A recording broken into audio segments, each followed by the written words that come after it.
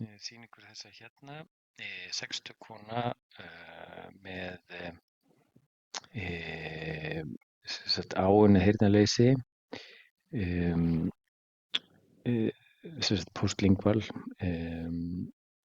einhver fyrri saga vandamál með heyrnina, þó ekki fyrri aðgerðasaga.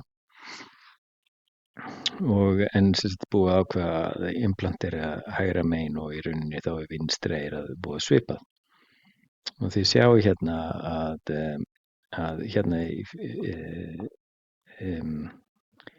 að það ekki mjög loftað loftaði mastöut. Það eiginlega engin loftsæla fyrir þangað til maður kemur að andrum.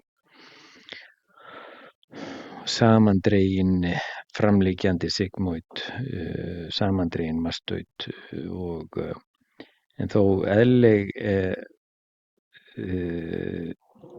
eðlilegt innra eyra eins og við erum búast með postlingual heyrnarleysi, falleg geniculate ganglion hérna og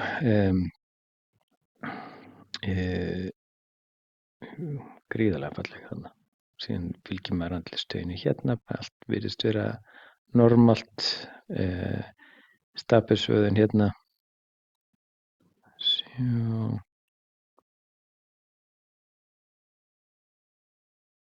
Hún sýnin að koma út í stæðið hér.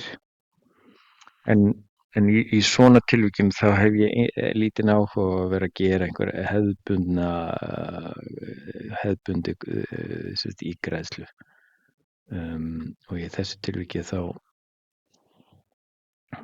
lokaði ég af eyrunu, tók út húðina og gerði subtotal petrosektomíu á henni, lokaði af koklustinni, saumaði út húðinni í eyrnaganginum og en gerði síðan kuðungsígræðslu á sama tíma.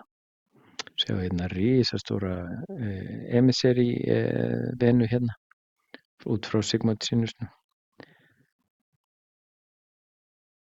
Ekki oft sem maður sér það svona stórar.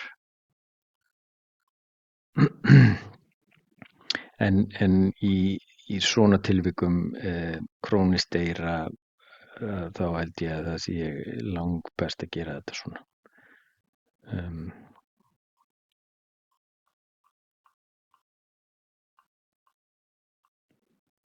En áhugavert svona, þú veist, að þessu leyti hvernig maður myndi velja að nálgast og það alls ekki allir sem myndi gera þetta.